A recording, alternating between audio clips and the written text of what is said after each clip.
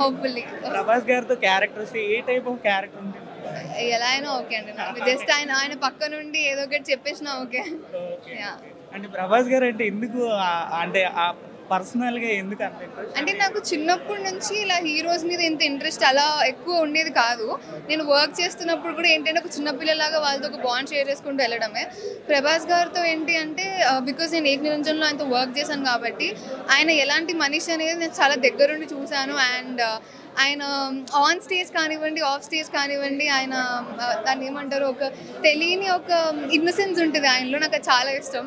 So ఇంకా మా అన్నయ్యకి చాలా పిచ్చి ప్రభాస్ గారు అంటే. Is a die hard fan of him. So మా అన్నకి ఎక్కువ పిచ్చి ఉండడం వల్ల ప్రభాస్ గారు అని చెప్పి అలా ఫీడ్ అయిపోయి నాకు కూడా ఆటోమేటిక్గా వచ్చేసింది.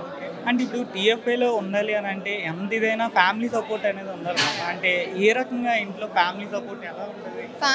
Family is definitely so supportive అండి. నాకు చిన్నప్పటి నుంచి వాళ్ళు సపోర్ట్ చేసుకుంటూ వచ్చారు కాబట్టి ఇక్కడి వరకు ఉన్నాను. బికాజ్ నాట్ అండ్ ప్రతి ఒక్క తెలుగు ఫ్యామిలీలో అంత సింపుల్ ఈజీ కాదు అమ్మాయిలకి ఇండస్ట్రీలోకి రావాలి అంటే. వాళ్ళ భయాలు ఇవన్నీ ఉంటాయి. కానీ మా parents they have been very open about it and ఎప్పుడు నన్ను ఎంకరేజ్ చేస్తూనే వచ్చారు.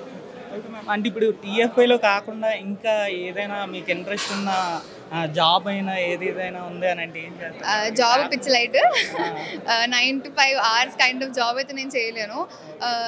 ఏమో నాకు యాక్టింగ్ తప్ప ఏమీ రాదని అనుకుంటాను నేనైతే. సో ఏదున్నా ఇదే ఫీల్డ్లో ఉండి చేస్తే బెటర్ అని చెప్పేసి అనుకుంటాను. ఓకే. ఇప్పుడు హోమ్ టౌన్ గురించి ఎందుకు చూడాలి అని అంటే ఏం చెప్తారు?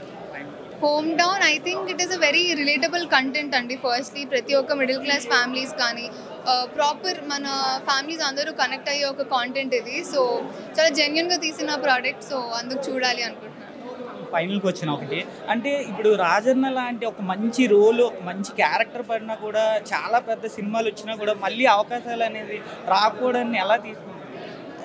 ఛాన్సెస్ రాకపోవడానికా? అంటే ఛాన్సెస్ రావట్లేదు అంటే ఇంక నేను దానికి పాజిటివ్గానే తీసుకుంటాను. అంటే ఇప్పుడు మనకి రాలేదు అంటే మేబీ తర్వాత వస్తాయేమో అనే ఒక పాజిటివ్ నోట్లోనే తీసేసుకుంటాను. Okay. Thank you so much.